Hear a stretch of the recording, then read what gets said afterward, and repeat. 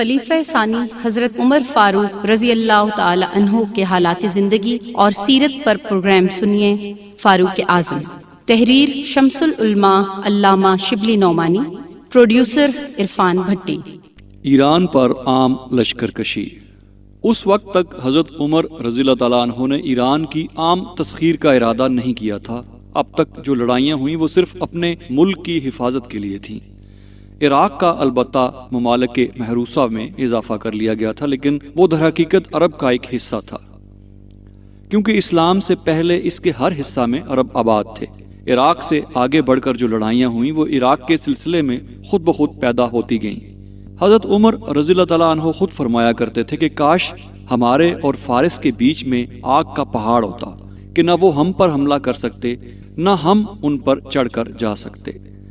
لیکن ایرانیوں کو کسی طرح چین نہیں آتا تھا۔ وہ ہمیشہ نئی فوجیں تیار کر کے مقابلے پر آتے تھے، اور جو ممالک مسلمانوں کے قبضے میں آ چکے تھے وہاں غدر کروا دیا کرتے تھے۔ نہاون کے مارکا سے حضرت عمر رضی اللہ تعالیٰ عنہ کو اس پر خیال ہوا اور اکابر صحابہ کو بلا کر پوچھا کہ ممالک مفتوحہ میں بار بار بغاوت کیوں ہو جاتی ہے؟ لوگوں نے کہا کہ جب تک یزد گرد ایران کی حدود سے نکل نہ جائے یہ فتنہ فرو نہیں ہو سکتا، کیونکہ جب تک ایرانیوں کو یہ خیال رہے گا کہ تخت کیان کا وارث موجود ہے اس وقت تک ان کی امیدیں منقطع نہیں ہو سکتی۔ اس بنا پر حضرت عمر رضی اللہ تعالیٰ عنہ نے عام لشکر کشی کا ارادہ کیا، اپنے ہاتھ سے متعدد علم تیار کیے اور جدا جدا ممالک کے نام سے نامزد کر کے مشہور افسروں کے پاس بھیجے۔ چنانچہ خراسان کا علم احنف بن قیس کو، سابورو عرد شیر کا مجاشع بن مسعود کو، استغر کا عثمان بن العاص الثقفی کو، افسا کا ساریہ بن رحم الکنافی کو، کرمان کا سہیل بن عدی کو، سیستان کا عاصم بن مرو کو، مکران کا حکم بن عمیر کو، آذربائیجان کا عتبہ کو عنایت کیا۔ 21 ہجری میں یہ افسر اپنے اپنے متعینہ ممالک کی طرف روانہ ہوئے، چنانچہ ہم ان کے الگ الگ واقعات بیان کرتے ہیں۔ فتوحات کے اس سلسلے میں سب سے پہلے اصفہان کا نمبر ہے۔ 21 ہجری میں عبداللہ بن عبداللہ نے اس صوبے پر چڑھائی کی۔ یہاں کے رئیس نے، جس کا نام استندارت، اصفہان کے نواح میں بڑی جمعیت فراہم کی تھی، جس کے ہراول پر شہر برز جادویہ ایک پرانا تجربے کار افسر تھا۔ دونوں فوجیں مقابل ہوئیں تو جادویہ نے میدان میں آ کر پکارا کہ جس کا دعویٰ ہو تنہا میرے مقابلے کو آئے۔ عبداللہ خود مقابلے کو آئے، جادویہ مارا گیا اور ساتھ ہی لڑائی کا بھی خاتمہ ہو گیا۔ استندار نے معمولی شرائط پر صلح کر لی۔ عبداللہ نے آگے بڑھ کر جے یعنی خاص اصفہان کا محاصرہ کیا۔ فازو صفان یہاں کے رئیس نے پیغام بھیجا کہ دوسروں کی جانیں کیوں ضائع ہوں، ہم تم لڑ کر خود فیصلہ کر لیں۔ دونوں حریف میدان میں آئے۔ فازو صفان نے تلوار کا وار کیا۔ عبداللہ نے اس پامردی سے اس کے حملے کا مقابلہ کیا کہ فازو صفان کے منہ سے بے اختیار آفریں نکلی اور کہا کہ میں تم سے نہیں لڑنا چاہتا، بلکہ شہر اس شرط پر حوالے کرتا ہوں کہ باشندوں میں سے جو چاہے جزیہ دے کر شہر میں رہے اور جو چاہے نکل جائے۔ عبداللہ نے یہ شرط منظور کر لی اور معاہدہ صلح لکھ دیا گیا۔ اسی اثناء میں خبر لگی کہ ہمدان میں غدر ہو گیا۔ حضرت عمر رضی اللہ تعالیٰ عنہ نے نعیم بن مقرن کو ادھر روانہ کیا۔ انہوں نے 12,000 کی جمعیت سے ہمدان پہنچ کر محاصرہ کے سامان کیے، لیکن جب محاصرہ میں دیر لگی تو اضلاع میں ہر طرف فوجیں پھیلا دی، یہاں تک کہ ہمدان چھوڑ کر باقی تمام مقامات فتح ہو گئے۔ یہ حالت دیکھ کر محصوروں نے بھی ہمت ہار دی اور صلح کر لی۔ ہمدان فتح ہو گیا، لیکن ویلم نے رے اور آذربائیجان وغیرہ سے نامہ و پیام کر کے ایک بڑی فوج فراہم کی۔ ایک طرف سے فرخان کا باپ زمین دی جو رے کا رئیس تھا انبوہ کثیر لے کر آیا، دوسری طرف سے اسفندیار رستم کا بھائی وہ پہنچا۔ وادی رود میں یہ فوجیں مقابل ہوئیں اور اس زور کا رن پڑا کہ لوگوں کو نہاوند کا مارکا یاد آ گیا۔ آخر ویلم نے شکست کھائی۔ عروہ جو واقعہ جیسر میں حضرت عمر رضی اللہ تعالیٰ عنہ کے پاس شکست کی خبر لے کر گئے تھے، اس فتح کا پیام لے کر گئے تاکہ اس دن کی تلافی ہو جائے۔ حضرت عمر رضی اللہ عنہ ویلم کی تیاریاں سن کر نہایت تردد میں تھے اور امداد کا سامان کر رہے تھے کہ دفعتاً عروہ پہنچے حضرت عمر رضی اللہ تعالیٰ عنہ کو خیال ہوا کہ شگون اچھا نہیں، بے ساختہ زبان سے انا للہ نکلا۔ عروہ نے کہا کہ آپ گھبرائیں نہیں، خدا نے مسلمانوں کو فتح دی۔ حضرت عمر رضی اللہ تعالیٰ عنہ نے نعیم کو نامہ لکھا کہ ہمدان پر کسی کو اپنا قائم مقام کر کے روانہ ہوں۔ رے کا حاکم اس وقت سیاوش تھا جو بہرام چوبیں کا پوتا تھا۔ اس نے دنیاوند، تبرستان، قوس، جرجان کے رئیسوں سے مدد طلب کی اور ہر جگہ سے امدادی فوجیں آئیں، لیکن زمین دی جس کو سیاوش سے کچھ ملال تھا نعیم بن مقرن سے آ ملا۔ اس کی سازش سے شہر پر حملہ ہوا اور حملہ کے ساتھ دفعتاً شہر فتح ہو گیا۔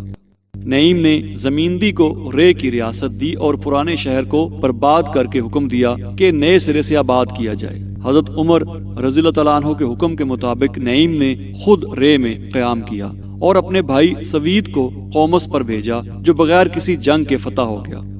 اس فتح کے ساتھ عراق عجم پر پورا قبضہ ہو گیا۔ اب ذکر کرتے ہیں آذربائیجان کی فتح کا۔ حضرت عمر رضی اللہ تعالیٰ عنہ نے آذربائیجان کا علم عتبہ بن فرقہ اور بکیر کو بھیجا تھا اور ان کے بڑھنے کی سمتیں بھی متعین کر دی تھیں۔ بکیر جب میدان میں پہنچے تو اسفندیار کا سامنا ہوا۔ اسفندیار نے شکست کھائی اور زندہ گرفتار ہو گیا۔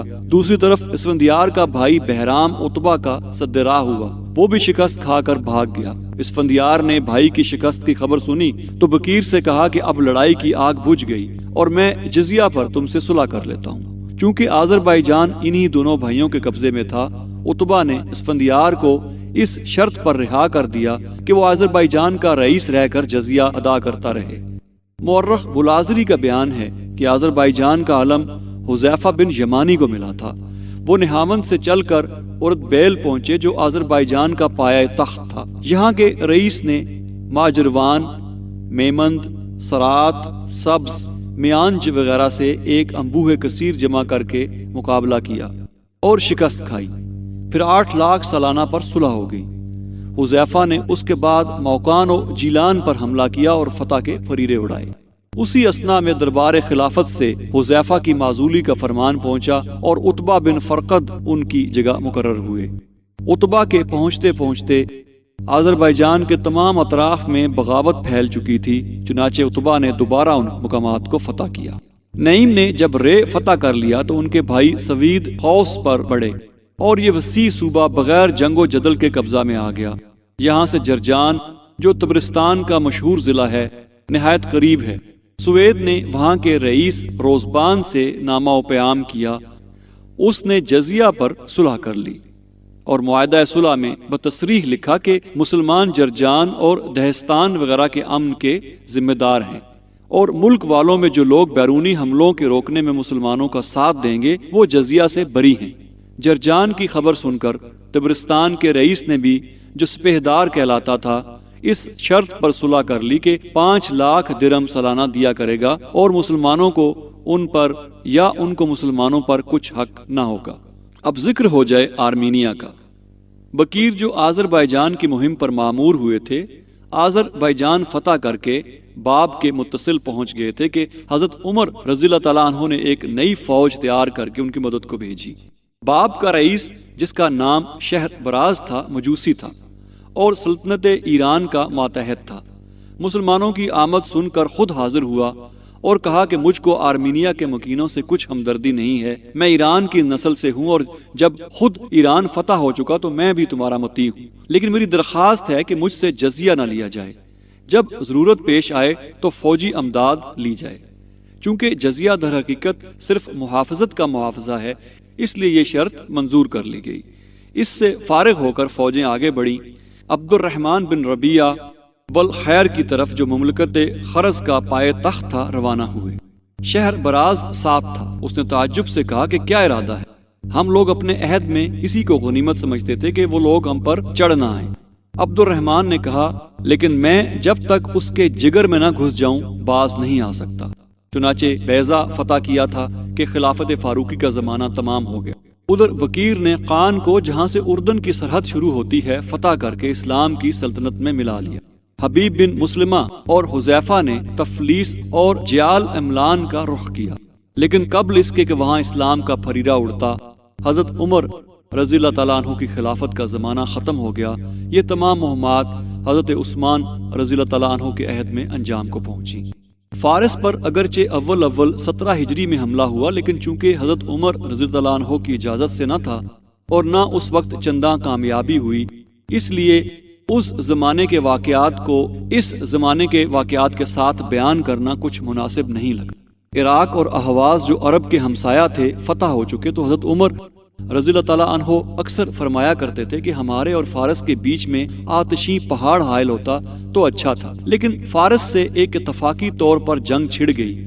علا بن الحضرمی 17 ہجری میں بحرین کے عامل مقرر ہوئے اور وہ بڑی ہمت اور حوصلے کے آدمی تھے، اور چونکہ سعد بن وقاص سے بعض اسباب کی وجہ سے رقابت تھی، ہر میدان میں ان سے بڑھ کر قدم مارنا چاہتے تھے۔ سعد نے جب قادسیہ کی لڑائی جیتی تو علا کو سخت رشک ہوا، یہاں تک کہ دربار خلافت سے اجازت تک نہ لی اور فوجیں تیار کر کے دریا کی راہ فارس پر چڑھائی کر دی۔ غلید بن منظر سر لشکر تھے اور جارود بن المولا اور سوار بن حمام کے ماتحت الگ الگ فوجیں تھیں۔ استخر پہنچ کر جہاز نے لنگر کیا اور فوجیں کنارے پر اتریں۔ یہاں کا حاکم ایک ہیربد تھا، وہ ایک انبوہ کثیر لے کر پہنچا اور دریا اتر کر اس پار صفیں قائم کی کہ مسلمان جہاز تک پہنچنے نہ پائیں۔ اگرچہ مسلمانوں کی جمعیت نہایت کم تھی اور جہاز بھی گویا دشمن کے قبضے میں آ گئے تھے، لیکن سپہ سالار فوج کی ثابت قدمی سے فرق نہ آیا۔ بڑے جوش کے ساتھ مقابلے کو بڑھے اور فوج کو للکارا کہ مسلمانوں بے دل نہ ہونا، دشمن نے ہمارے جہازوں کو چھیننا چاہا ہے، لیکن خدا نے چاہا تو جہاز کے ساتھ دشمن کا ملک بھی ہمارا ہے۔ خلید اور جارود بڑی جانبازی سے رجز پڑھ پڑھ کر لڑے اور ہزاروں کو تہہ تیغ کیا۔ غرض سخت مارکا ہوا، اگرچہ فتح مسلمانوں کو نصیب ہوئی، لیکن چونکہ فوج کا بڑا حصہ برباد ہو گیا آگے نہ بڑھ سکے۔ پیچھے ہٹنا چاہا مگر غنیم نے جہاز غرق کر دیے تھے۔ مجبور ہو کر خشکی کی راہ بصرہ کا رخ کیا، بدقسمتی سے ادھر بھی راہیں بند تھیں۔ ایرانیوں نے پہلے سے ہر طرف ناکے روک رکھے تھے اور جا بجا فوجیں متعین کر دی تھیں۔ حضرت عمر رضی اللہ تعالیٰ عنہ کو فارس کے حملے کا حال معلوم ہوا تو نہایت برہم ہوئے۔ علا کو نہایت تہدید کا نامہ لکھا، ساتھ ہی عتبہ بن غزوان کو لکھا کہ مسلمانوں کے بچانے کے لیے فوراً لشکر تیار ہو اور فارس پر جائے۔ چنانچہ 12,000 فوج جس کے سپہ سالار ابو صبرہ تھے تیار ہو کر فارس پر بڑھی، اور مسلمان جہاں رکے پڑے تھے وہاں پہنچ کر ڈیرے ڈالے۔ ادھر مجوسیوں نے ہر طرف نقیب دوڑا دیے تھے اور ایک انبوہ کثیر جس کا سر لشکر شہرک تھا اکٹھا کر لیا۔ دونوں حریف دل توڑ کر لڑے۔ بالآخر ابو صبرہ نے فتح حاصل کی، لیکن چونکہ آگے بڑھنے کا حکم نہ تھا بصرہ واپس چلے آئے۔ واقعہ نہاوند کے بعد جب حضرت عمر رضی اللہ تعالیٰ عنہ نے ہر طرف فوجیں روانہ کی تو فارس پر بھی چڑھائی کی اور جدا جدا فوجیں متعین کی۔ پارسیوں نے توج کو صدر مقام قرار دے کر یہاں بڑا سامان کیا تھا، لیکن جب اسلامی فوجیں مختلف مقامات پر پھیل گئیں تو ان کو بھی منتشر ہونا پڑا اور یہ ان کی شکست کا دیباچہ تھا۔ چنانچہ صابور، عورت شیر، توج، استخر سب باری باری فتح ہو گئے۔ لیکن حضرت عمر رضی اللہ تعالیٰ عنہ کی اخیر خلافت یعنی سن 23 ہجری میں جب عثمان بن ابی العاص بحرین کے عامل مقرر ہوئے تو شہرک نے جو فارس کا مرزبان تھا بغاوت کی اور تمام مفتوحہ مقامات ہاتھ سے نکل گئے۔ عثمان نے اپنے بھائی حکم کو ایک جمعیت کثیر کے ساتھ مہم پر مامور کیا۔ حکم جزیرہ ابکدان فتح کر کے توج پر بڑھے اور اس کو فتح کر کے وہیں چھاونی ڈال دی، مسجدیں تعمیر کی اور عرب کے بہت سے قبائل آباد کیے۔ یہاں سے کبھی کبھی اٹھ کر سرحدی شہروں پر حملہ کرتے اور پھر واپس آ جاتے۔ اس طرح عورت شیر، صابور، استغر، ارجان کے بہت سے حصے دبا لیے۔ شہرک یہ دیکھ کر نہایت تیش میں آیا اور ایک فوج عظیم جمع کر کے توج پر بڑھا۔ رام شہر پہنچا کہ ادھر سے حکم خود آگے بڑھ کر مقابل ہوئے۔ شہرک نے نہایت ترتیب سے صف آرائی کی، ایک دستہ پیچھے رکھا کہ کوئی سپاہی پیچھے پاؤں ہٹائے تو وہیں قتل کر دیا جائے۔ غرض جنگ شروع ہوئی اور دیر تک مارکا رہا۔ پارسیوں کو شکست ہوئی اور شہرک جان سے مارا گیا۔ اس کے بعد عثمان نے ہر طرف فوجیں بھیج دیں۔ اس مارکا سے تمام فارس میں دھاگ پڑ گئی۔ عثمان نے جس طرف رخ کیا ملک کے ملک فتح ہوتے چلے گئے۔ چنانچہ گازروں، نوبت جان، ارجان، شیراز، صابور جو فارس کے صدر مقامات ہیں خود عثمان کے ہاتھ سے فتح ہوئے۔ فسا، دارالبحر وغیرہ پر فوجیں گئیں اور کامیاب آئیں۔ علامہ شبلی نعمانی کی معرکۃ الآراء تصنیف الفاروق پر مبنی پروگرام آپ سن رہے تھے فاروق اعظم۔ ریکارڈنگ انجینئر واجد محمود، آواز تحقیق و پروڈیوسر عرفان بھٹی، پیشکش رفا انسٹیٹیوٹ آف میڈیا سائنسز۔